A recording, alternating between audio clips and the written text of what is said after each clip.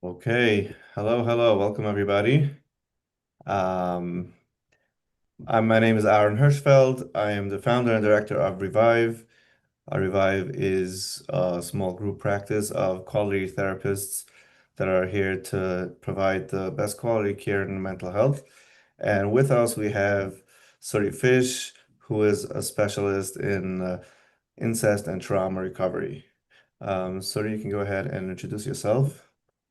So, thank you, Aaron, for inviting me here, and thank you all for joining.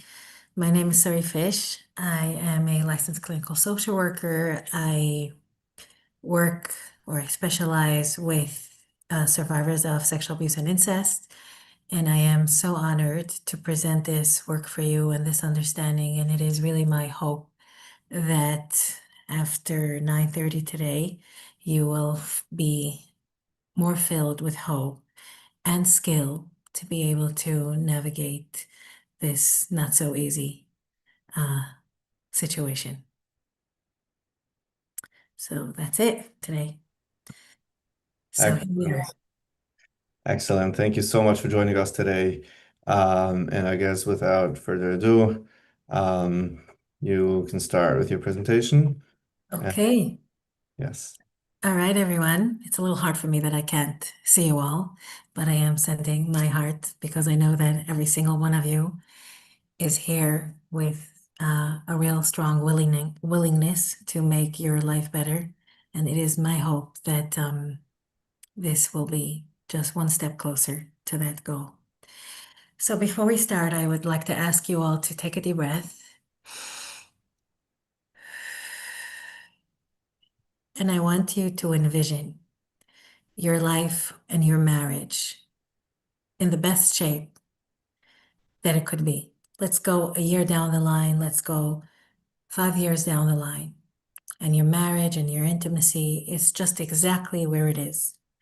And I want you to take a breath and feel like your marriage, if your marriage could talk to you, if your marriage from 5 years ahead of time could talk to you today, I just want you to take it in and listen.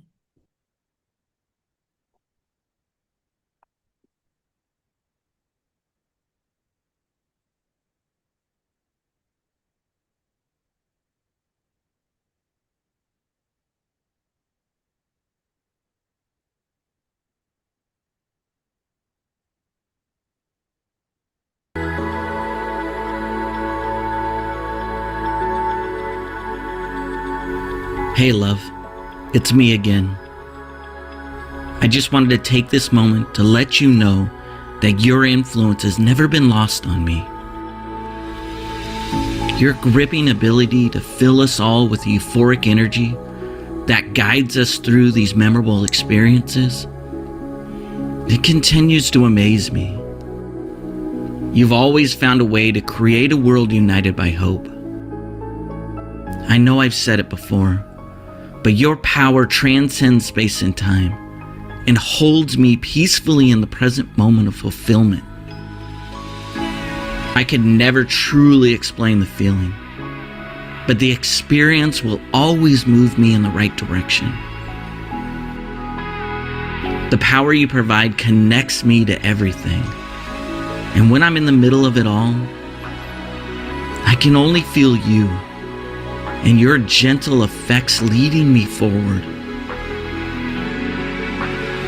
You've been there when the fear sets in, when it blinds me from the truth and shelters me from happiness. Somehow I know you're waiting in the distance. It just takes me some time to find you again. But when I do, you lift me from my own darkness. You open my eyes and bring me back to all the beauty we find ourselves forgetting along the way. You make me so much stronger. You know that, right? You fill an eager soul with the confidence to overcome anything. And the powerful influence you have on others finds a way to pull us all together as one. The place we find ourselves all wanting to be. Somehow I know I'll never forget that. Until our next interaction, I just want to remind you of this. I see you in every smile from a stranger, in every act of kindness, and in every dream I dare to chase with nervous excitement. I see you without judgment and disappointment. All I feel is your irreplaceable love. You know, this world is imperfect enough without us not caring to make it a better place. Let your love guide us to the peaceful place of reflection. And with that, I know we'll have the courage to do the rest.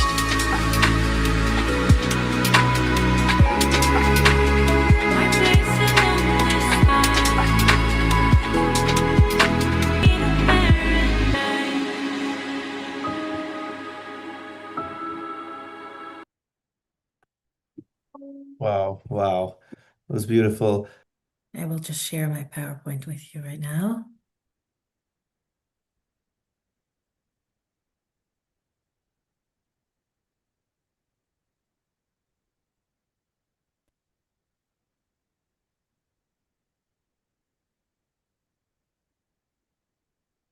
All right. Is it okay, Aron? Yes, it looks perfect. Okay, thank you. All right. So I just want to clarify the intentions of this webinar. So this is not therapy, but it's education. And I hope that with this education that you will be gaining today, your marriage or whatever you're going through will be given hope and direction. Now, this could be a triggering topic, just you coming here and owning that there's trauma and you have struggles navigating intimacy afterwards. That in itself could be heavy. So I just want to outline that you also came here with resources, with strengths. Just you arriving here today, just you being here today shows that you have willingness to work. You have your own internal willingness to work to make your marriage work. You have the courage to own that you've gone through sexual abuse, sexual struggles. That takes a lot of courage. So you have that strength. And then you also had the strength to regulate your emotions enough to show up here on time and also to negotiate whatever parts you needed to negotiate or whatever people you needed to negotiate in order to be here. You are here. And just arriving here shows you, should be evidence to you that you have strength. And it might be triggering feelings might come up. So I will encourage you to do whatever you need to take care of yourself. If it's to take a breath, if it's to get offline for a little bit, or to just, close the screen and not do this webinar now and come back on YouTube, you can finish watching it, or whatever it is you need to do, just be mindful to take care of yourself. All right, and now let's get into it. So these are the goals. This is what we're going to cover today. So navigating intimacy after sexual trauma. So the first thing, I'm going to just explain the word trauma. I'm just giving you a heads up. The first 3 slides are a little intellectual, a little educational, and then the other 2 slides, which will take a little longer, or the other 2 topics where it's more slides, will be really more practical. However, the beginning 3, even though it's only educational, it will really be informative to the practical, to what you need to know in order to do. So the understanding will hopefully inform the practical. So we will go through the meaning of trauma, the meaning, what it means to be triggered, what a trigger means and what the trigger needs, and then the role of therapy, what you can use therapy for, and then the role of coupleship, what your hopes and expectations could maybe be of the coupleship. And then equally important, or the most important piece here maybe is the role and art of tolerating emotions without fixing it. So if we can just take a breath and put our thinking caps on just for a moment. I'm going to explain the word trauma. So here is a picture of the brain. Now, trauma in the brain is a lot more complex than I'm going to explain, but in order for you to understand, you only need to know this, and also know that I'm giving you a very small snippet of what actually happens. but still a understanding for you to be able to understand how to navigate with yourself and how to navigate with your spouse. So over here is the prefrontal cortex. So right over here, this part of our brain makes meaning, has words, and also could clearly and easily connect to another person. The hippocampus is the part where the memory is stored, and also is the part which integrates the meaning and the feeling that happens. The amygdala adds emotional tone to whatever's happening. So let's take an example. A little child is playing on a swing set and they are waiting for the swing and they don't have so much patience, right? Now, this is just a regular memory that's going to be in their memory maybe for years. And so they don't have patience to wait. So they're a little sad and they know that they're a little sad. And maybe they're even complaining, like, I don't have patience to wait for the slide and blah, blah, all those kind of things. And then finally, the child goes off the slide and then they feel happy and they understand that they feel happy and they finally get their turn. They go on the slide and they know that they're enjoying it. They feel the sensation of sliding down the slide. And then they remember, first I waited, then I went down the slide, and then I waited again. And they know how it felt. They know that they felt happy because the prefrontal cortex is making meaning. The hippocampus is storing it, and the amygdala is adding the emotion that is happy or sad, all of that. Now, what happens to a trauma memory? If there's a boogie monster at this park that is so overwhelming, and the child can't overcome this boogie monster, then the amygdala starts being dominant and it starts firing really loud, so loud, it tries to fight the boogie monster in this park and it can't. It tries to run away from this boogie monster. It can't. So then it freezes and the amygdala becomes louder and louder. It becomes so loud that the prefrontal cortex right here becomes very, very dimmed, and they don't know exactly what's happening in this moment. They don't understand why is this boogie monster. They have no understanding. They don't even know how they're feeling because that's all happening in the prefrontal cortex. They don't know if they're sad, mad, glad, scared, or they have no idea. The amygdala is firing. All they're trying to do is fight, flight, freeze. And then the boogie monster goes away, or somehow they get away. However, because the amygdala was so overwhelming the brain, the hippocampus has reduced ability to organize context. So they don't remember what happens first, what happens next. They don't know exactly how it felt. They don't know exactly what happened. And then they go home. And because they're so dysregulated, and there is no mother there in that moment who can say, "What happened, my dear?" So then the memory still stays fragmented. What does it mean to have a fragmented memory? Means that they are sometimes feeling sensations not connected to the memory. It's fragmented. It's like a puzzle spread all over apart. And they can feel a sensation of feeling maybe the slide or something that sounds closer to a slide. They don't know if it makes them sad, happy, or mad because the emotions are fragmented from the sensation of the feeling.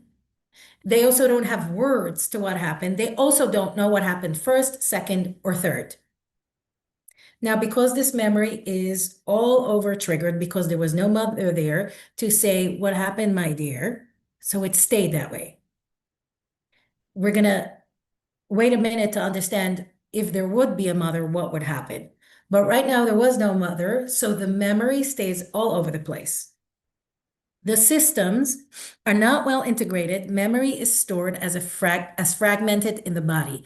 The body sensations, the emotions, the words, the meaning of what happened here with this boogie monster, no understanding, it's all fragmented.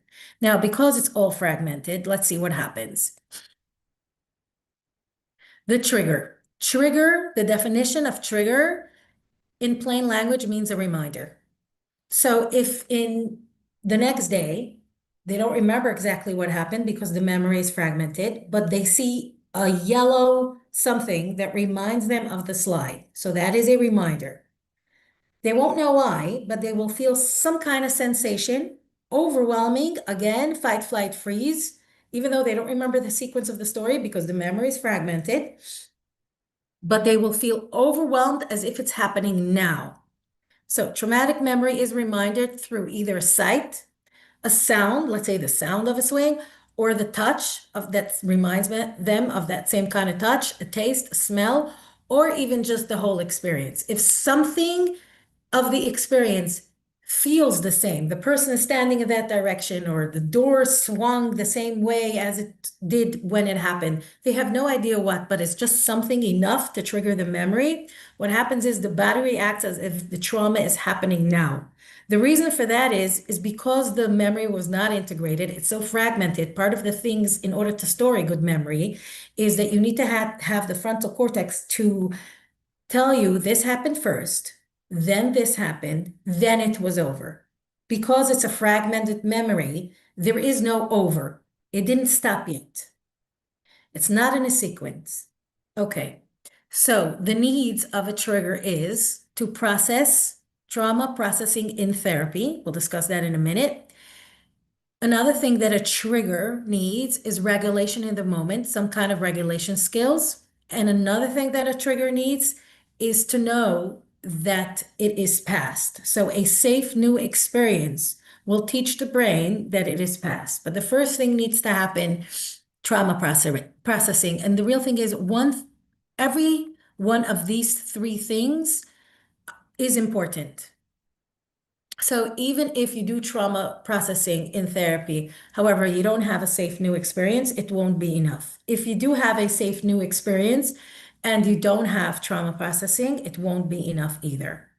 And regulation in the moment is important because you need to be able to just survive. If you don't have regulation, you're just going to be in fight, flight mode all the time, or when a trigger happens. So these are the three important needs. So the role of therapy, processing the trauma in a safe and skilled environment. So take a breath, everybody. This might feel intense to understand this, but it is going to be helpful if you understand. It's also going to be helpful for you to know if you are in a space that is safe and skilled. So safety comes first, okay? In order to process the trauma, before I start, let me just say, processing trauma is a substitute for that mother that if she would have been there, there wouldn't be PTSD. So if the girl in the park gets traumatized and her memory is fragmented, goes home, and the mother is present and she sees that something happened, then she will go, "Oh, my dear, what happened? I see that something happened. You're breathing so quickly. What happened?" Then the child will be able to be with a mother who is regulated, and slowly their prefrontal cortex will come online and their amygdala will go offline slowly, or it would become lower, less intense, and the child will be able to say there was a boogie monster in the park. And then because the mother is still present, the child will be able to finally gain some words from the prefrontal cortex. It will finally be able to gain some words and say, "I was so afraid and I was so angry and I didn't know what to do." And that is processing. And that is how the trauma memory goes from a trauma memory fragmented to a regular memory with a sequence of first I was playing, then there was a boogie monster, then and I felt sad, mad, glad, scared, and then I was able to go home. However, if there isn't the mother to do that, it will stay until a mother arrives or some substitute mother arrives, which hopefully therapy is that, and processes that trauma. It doesn't matter if this happened 5 days after the trauma or if it happened 50 years after the trauma. The trauma needs processing in the brain. So this is what happens in therapy, hopefully. Safety comes first. The client must feel safe enough in the present moment. If the client doesn't feel safe enough, no matter how much talking about the trauma you'll be doing, your amygdala will be firing, and you will not be able to get to a place where your prefrontal cortex is gaining the words and understanding of the story and processing the trauma in a way where it becomes sequenced and a regular memory it will not have space to go from a trauma memory to a regular memory. But if there is safety, then it will go. So the client must feel safe enough in the present moment. The therapist provides co-regulation, which is attention to the pace of the client, not overwhelming the client, validation, normalization, making her feel that or him feel that this is normal, giving education and space for feelings, all that. Containment means that the therapist knows how much at a time to do and how to close up and how to open up to hold the trauma with skill. And there needs to be a trust from the client to the therapist. Now, because when there is safety, the amygdala activity gradually decreases. Right? At first, when you start talking about your trauma memory, it feels so overwhelming, and the trigger feels really big and intense, and you're in full fight or flight mode. Now, what the therapist does is either titration or the therapist does titration and pendulation. That means that they do small doses of the trauma. You don't come in and spill your whole trauma. Usually, if people do that, they spill the whole trauma at a time, then their prefrontal cortex is not on. They're probably in flight mode, which is intellectualizing or something like that. They're not really there, and that's not going to be helpful. That's not processing. And pendulation is also moving between you're feeling activated and then coming out. Again, doing it with pace and with little increments. The body stays within the window of tolerance. That means even if you are feeling activated, but enough little activation that you are staying in your window of tolerance, even though the activation could feel like really a lot, but you are still staying in your window of tolerance. That means that you're not shutting down or you're not getting too overwhelmed that you're not realizing where you are or something like that. Now, because of that,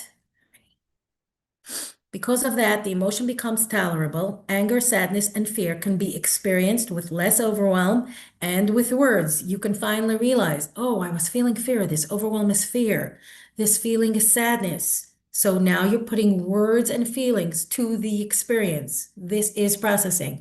And together with doing that, your nervous system learns that it is safe to feel those emotions and that you are in safety in relationship with these emotions.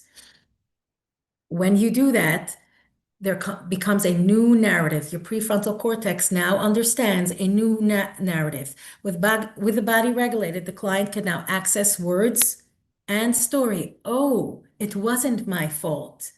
It was their fault. They were sick, or there was nothing that I can do to control it. There was nothing that I can do. I was a little girl. Now the story becomes coherent and with appropriate meaning. The fragmented memory starts to connect in sequence and understands there was a beginning, a middle, and an end. That is what creates integration. The memory transforms the brain networks, the hippocampus, the amygdala, and the prefrontal cortex reorganizes from fragmented to a sequenced story with proper meaning and choice. So now you understand what choices you had, what you couldn't do, and what is available to you now. So when you're processing trauma in a safe environment, the triggers will become less intense, less frequent, and more manageable. When traumatic memories become more integrated, the way you see that is that the triggers become less intense, less frequent, more manageable. Now, I just want to add that I know that everybody really wants that the trigger should go away totally. I wish I can tell you that. Unfortunately, that doesn't really happen. However, it does become really less intense and less frequent. The brain has a more ability to recognize this is a reminder of something that happened in a different time. It is just a reminder from my past. The brain and the body stop feeling like it's happening now. And that is why it's less intense and less frequent. All right, so let's just take a breath for a second. That was all the role of therapy. Okay, now we're gonna take that to the role of the coupleship. So let me just go back for a moment. Oops, I'm sorry.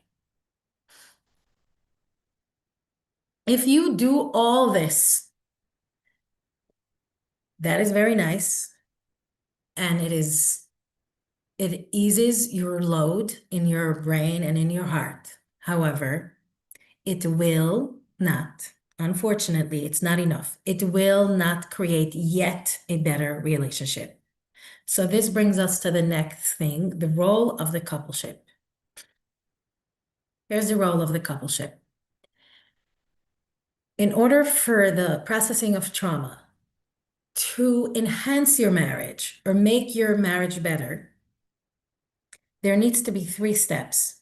There needs to be intimacy. We will discuss what that means, emotional intimacy, a safe new experience, and co-regulation. So if you only do good work with your therapist, your life will probably become better because you will be able to regulate your emotions better. And that is beautiful. However, you're all here because you want more. You want to bring this into your coupleship. So this is how it goes. There is a way to do this. There is direction. Here's the direction. Intimacy. Whoops, I did the wrong slide. Here's intimacy. Okay. So on the right side, you see a picture of 2 people behind windows wanting to get out, wanting to have intimacy. Okay. Wanting to have a good relationship, wanting to have connection is beautiful, but it's not going to make connection happen yet. It's not enough. So here's what it says over here. Something that is not spoken is hard for another person to witness and understand. When there is a trauma in your history, and most people, the husband and the wife, have gone through some kind of trauma history. It doesn't always have to be sexual, but whatever happened in your history wants to be witnessed by your partner. You want to be understood and witnessed by your partner. And I know that that's probably one of your deepest desires. And your partner probably really wants to witness it and really wants to understand you.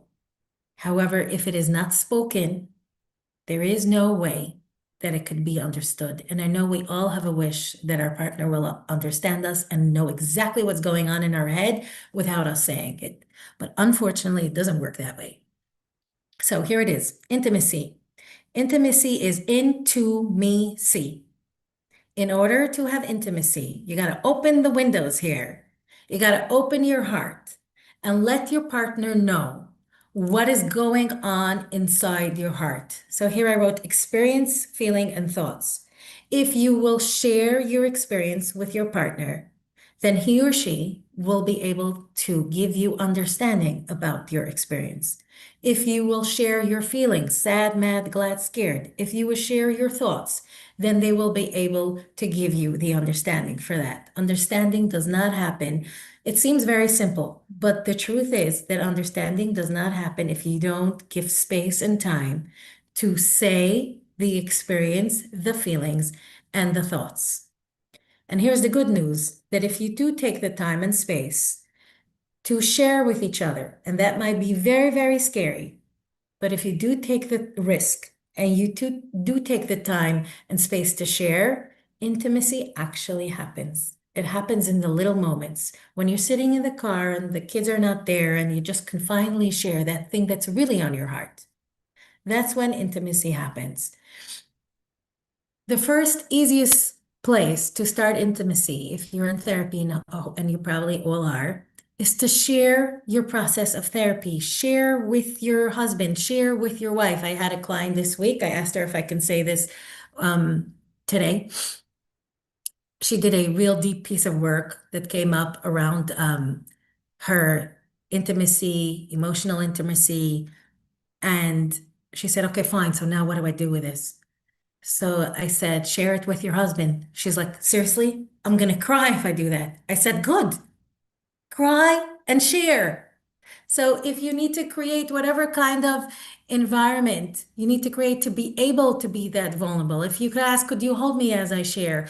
Could we set aside a time as I share? Share those vulnerable things. Share how you cried in therapy that day. Share what you understood in therapy. Share, share, share, share.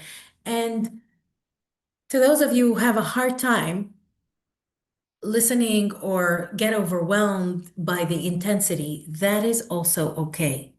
You can set a time when it's okay, and you could also only listen for 10 minutes at a time, for 5 minutes at a time. You don't have to overwhelm yourself with listening, without sharing, for sure not. That's never going to work.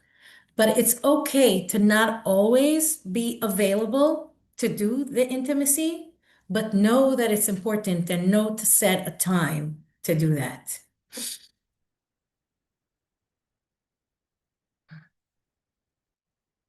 Okay. I'm just feeling like I missed one piece. Let me go back to the.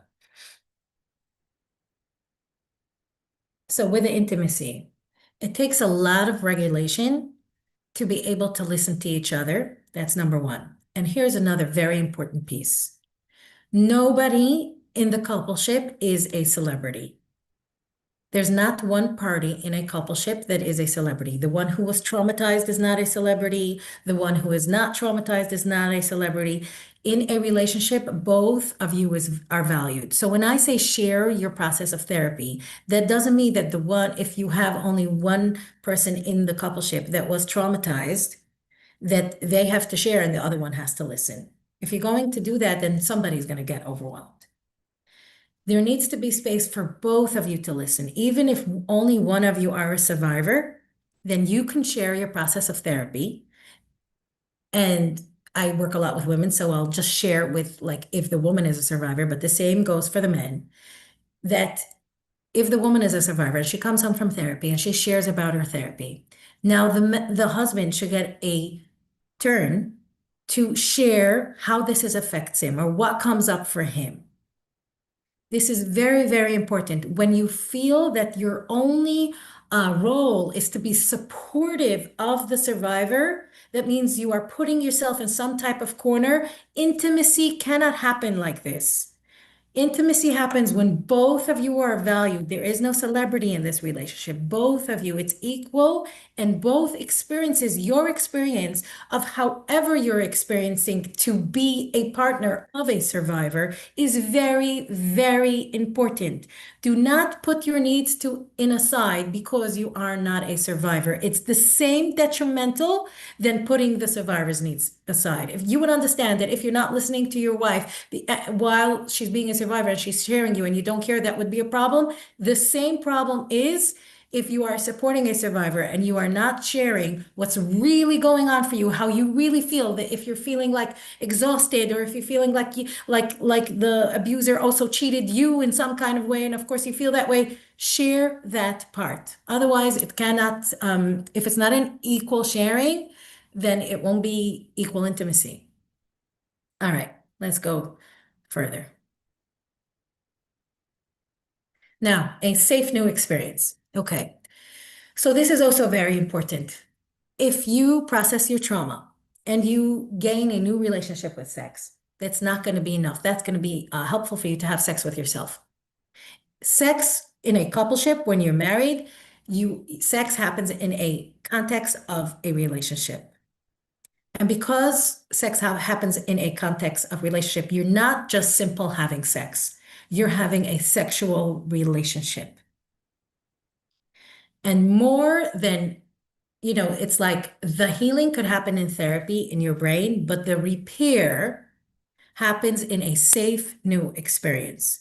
So in order for us to understand what a safe new experience is, we need to see what trauma is. So when there is sexual trauma, the happening happens without consent, right? If it's a child sexual abuse, then there is no way that a child could give consent.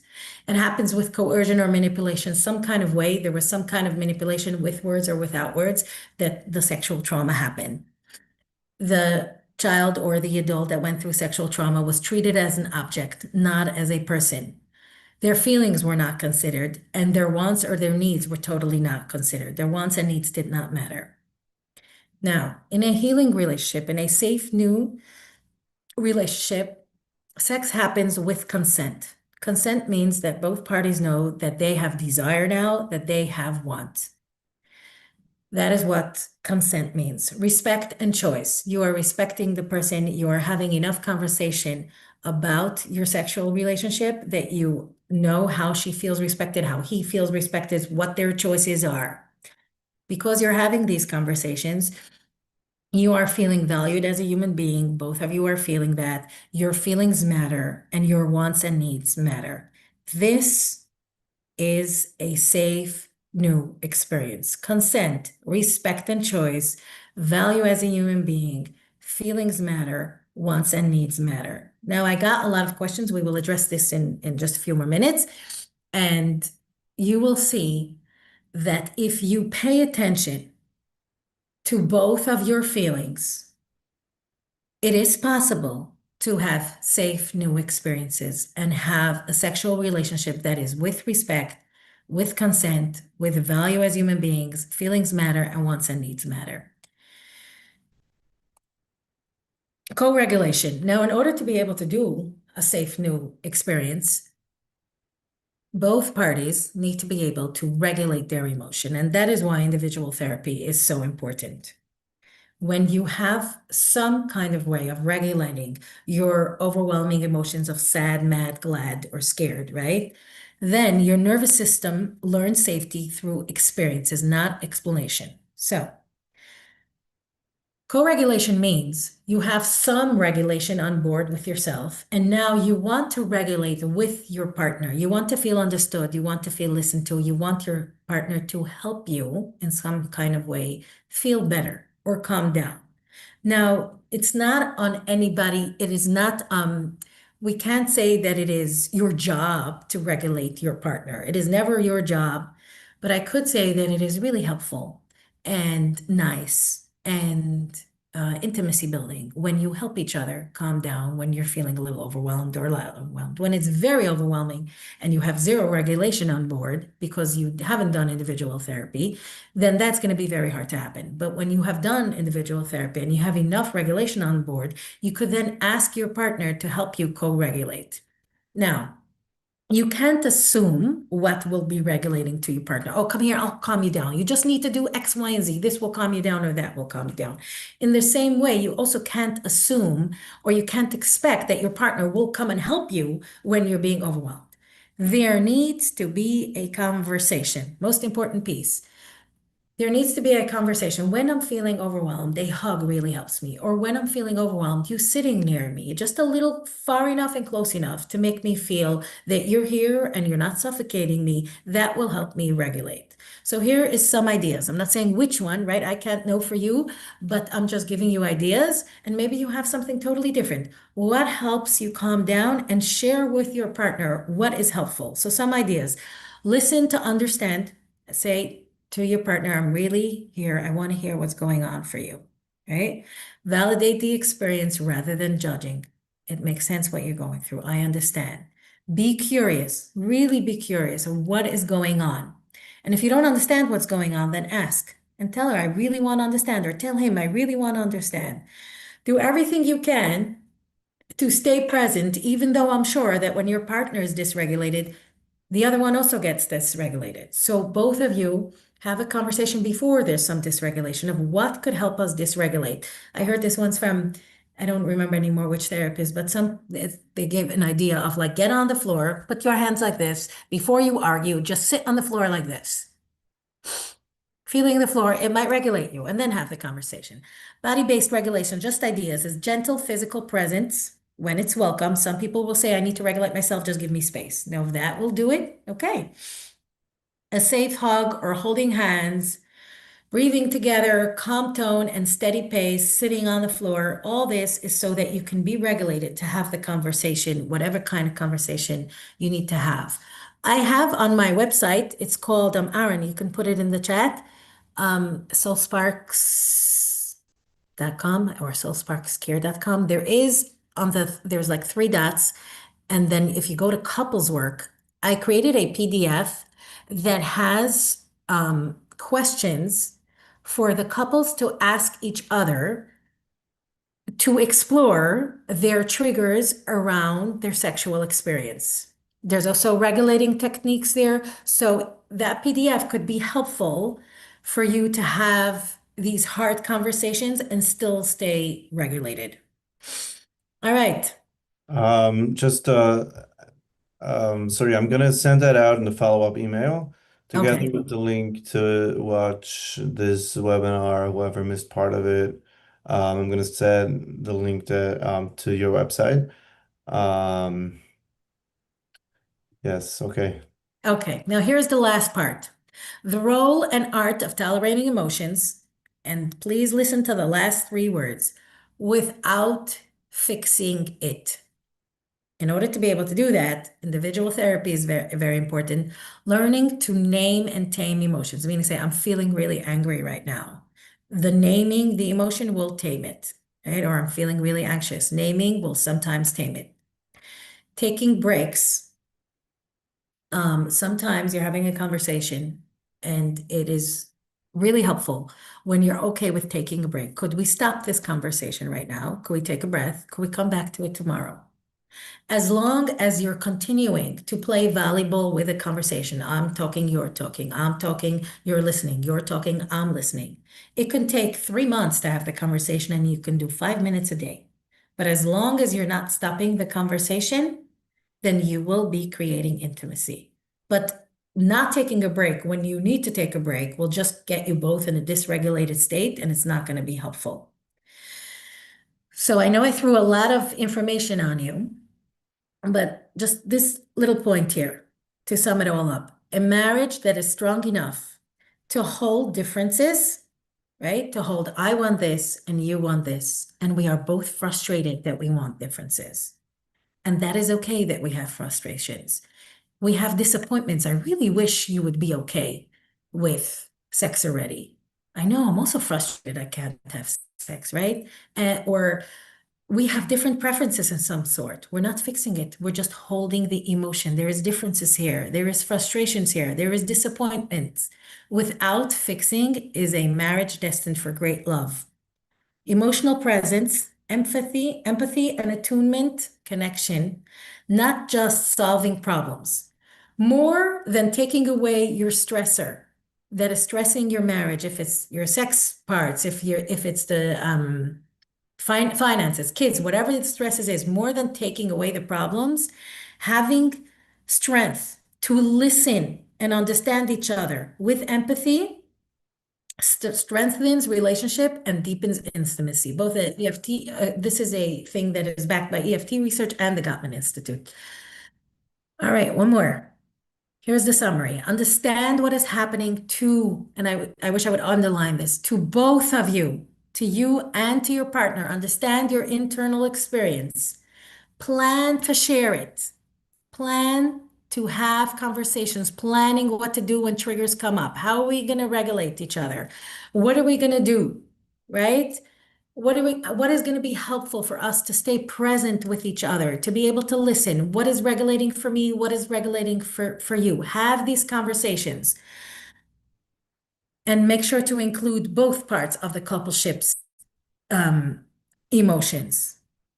If you understand, if you plan, and if you actually execute this, just plain understanding and planning, it's not enough. You actually have to have the conversations, take turns listening and talking. And then hopefully, if you actually do this, I mean, I wish I can say I guarantee, but I really do feel strongly about to say I guarantee. I just don't like to give guarantees. But if you actually do this, come back and shoot me an email of how different your marriage became. All right, I'm going to stop sharing and we're going to open up for questions. Did you want to put that song on Oh, first? yes, the song. Thank you so much for reminding me. Sure. Let me do the song. It's a great song. Just to finish, where do I do? Oh, here it is. Share. So this song is about listening without fixing, right? Yes. Okay, find it. Hold on.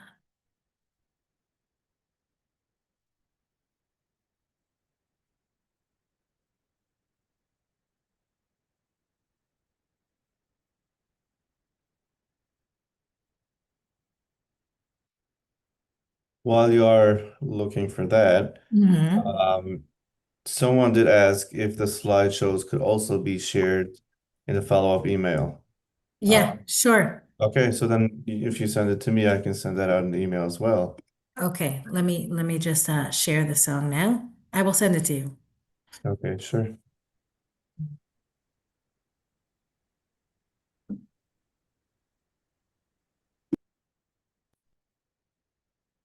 Are you seeing it? Yes. Okay.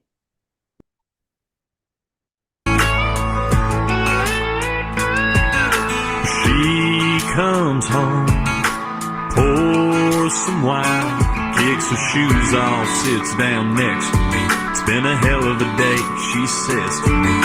And here I go again, thinking, how can I step in, save the day, solve the problem? But us guys, sometimes we gotta let her talk, let her cry, let her get it off her mind. Be a rock, be a shoulder. Don't say a word, just hold her.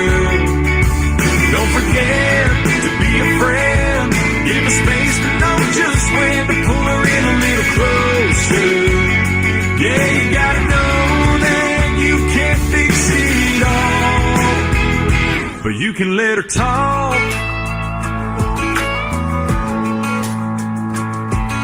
I got it wrong so many times, thinking I always had to have all the answers, like I had to be some kind of expert. But most times all it takes is for me to just sit and wait. Don't make a joke, don't try to kiss her, don't cut her off. Yeah, just listen. Let her talk, let her cry, let her get it off her mind. Be a rock, be a shoulder. Don't say a word, just hold her. Don't forget to be a friend. Give her space to know just when to pull her in a little closer. Yeah, you gotta know that you can't fix it all, but you can let her talk.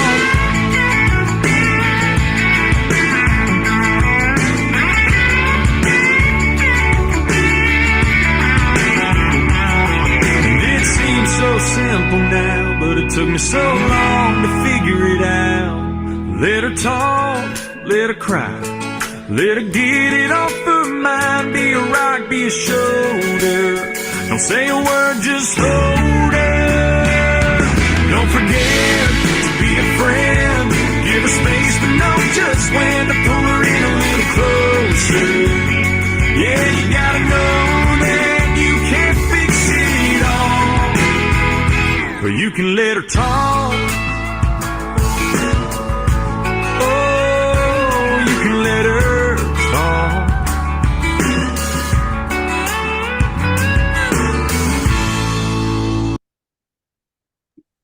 Wow, what a beautiful song. Thank you. Um, Okay. Yes, the it's power of just listening and showing up and being there without, you don't need to fix it, right? yeah, yeah. I show this almost to so many, like to all my couples, or I send it to at least one side of the coupleship usually. Yeah, it's a very powerful.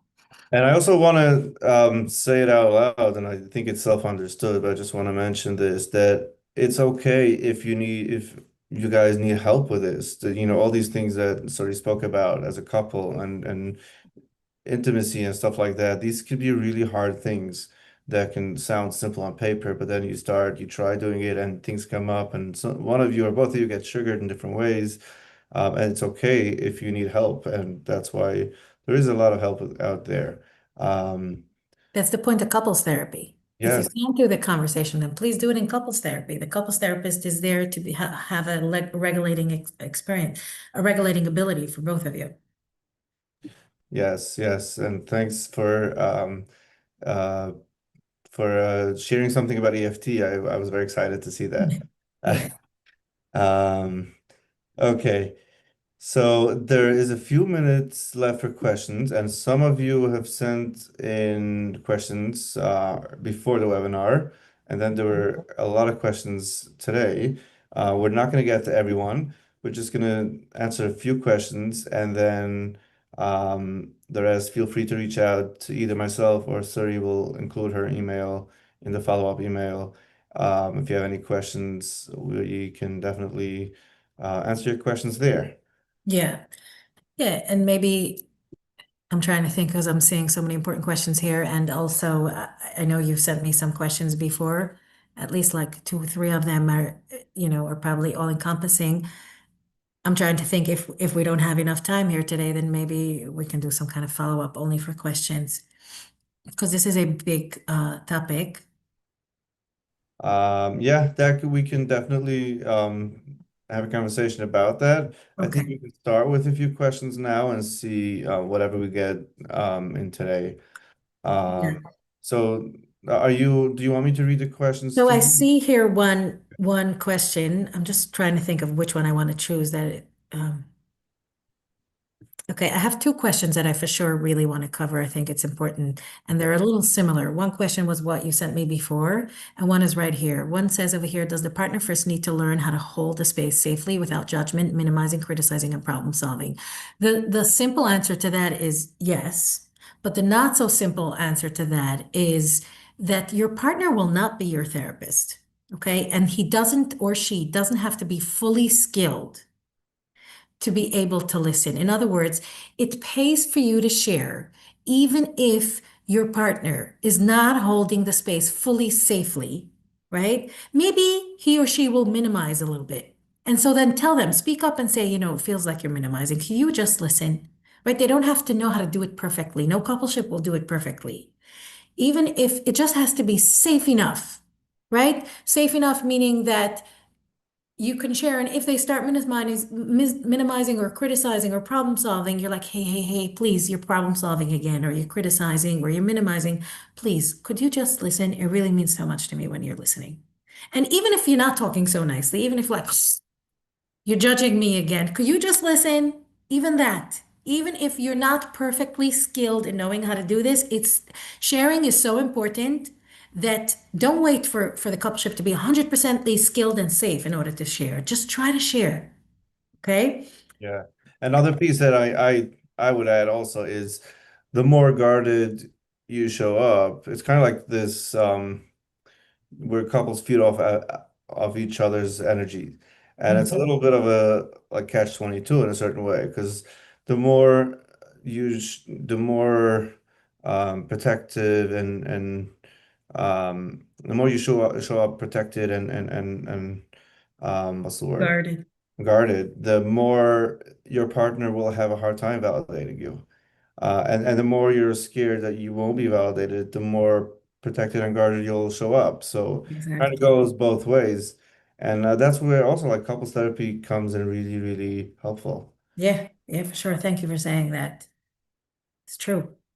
The next question that I saw before you sent me borders on a little bit of the similar thing. I think the question you sent it to me here is something about how could I hold on, let me read it.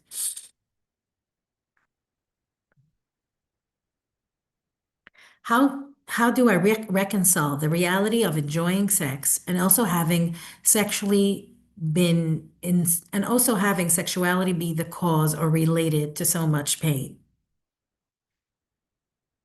So the reality is that our brains and our bodies could hold more than one experience.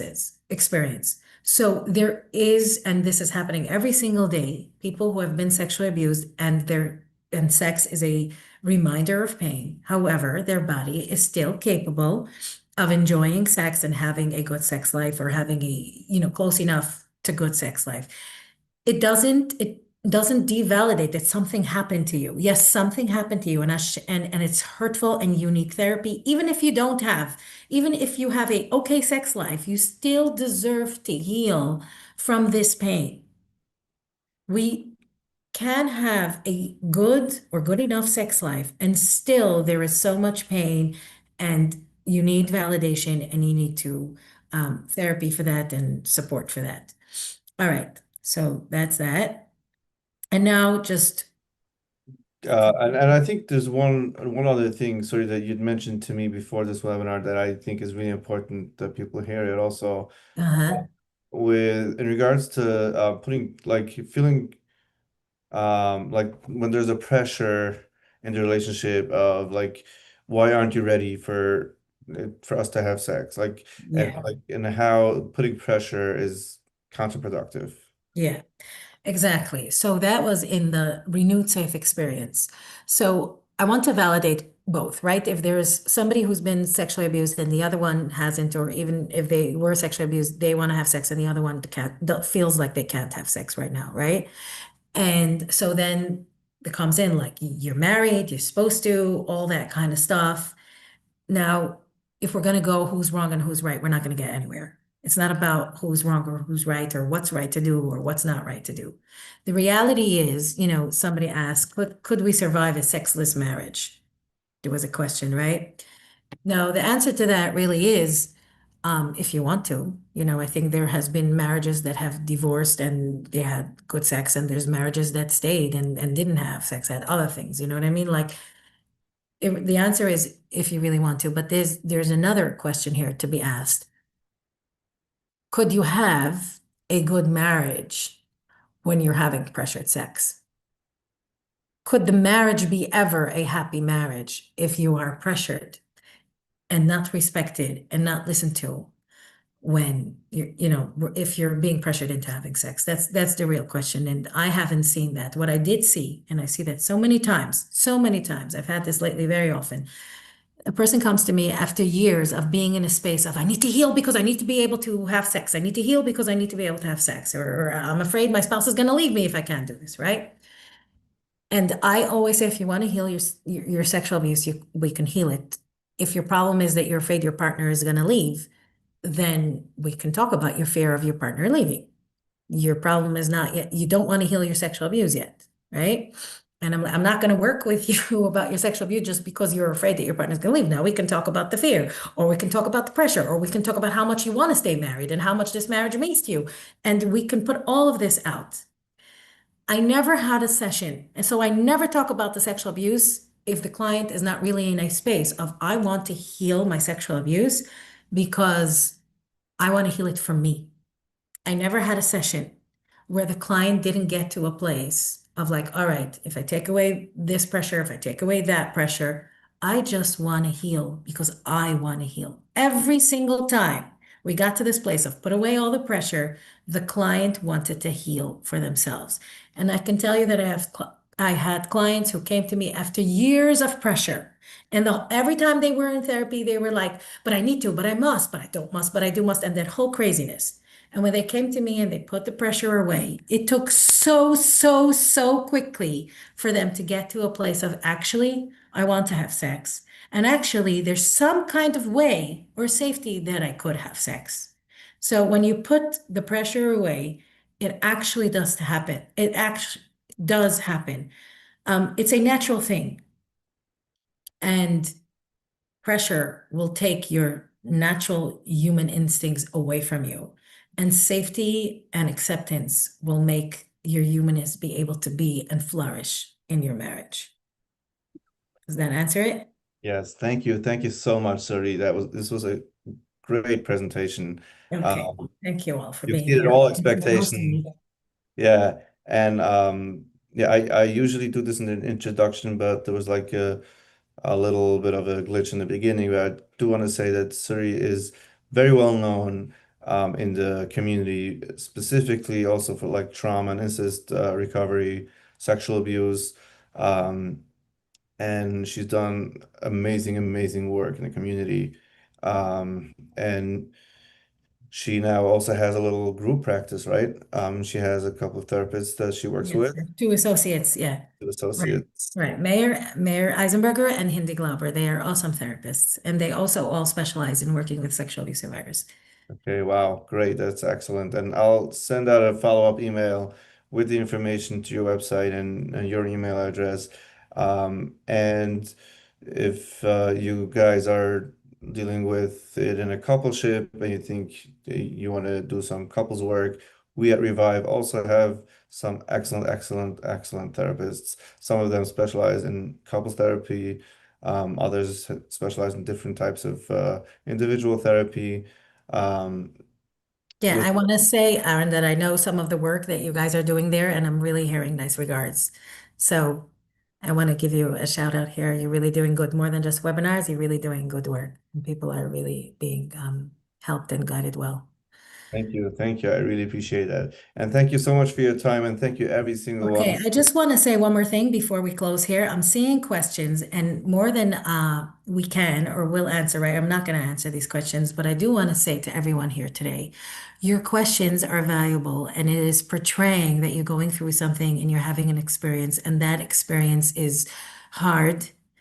And I want to be here and say that your questions are important, and more, we won't be able to answer these questions now, but I do want to encourage you more than knowing the answers to the question, try to share today.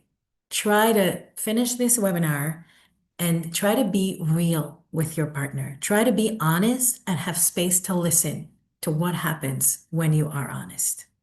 So try it. I am so confident that at least a lot of you will have a good experience from being honest and vulnerable. Take the risk. We know it's hard, but take the risk and be honest today. All right.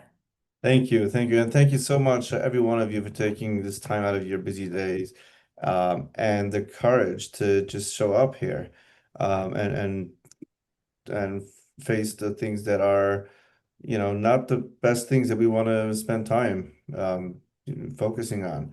And I really appreciate every one of you for joining us tonight, and looking forward to hosting Emet Hashem more webinars, and have you guys join there as well. Thank you so much, everybody. Yeah. Okay. Aaron, if you could take a look at these questions and write them down maybe, or then you Yeah, can I email it to me. will. I will get them down before I close the meeting. Just a second, Okay. so that I can email it to you. Okay, I got them now. And thank you very much, everybody, and have a wonderful rest of your night.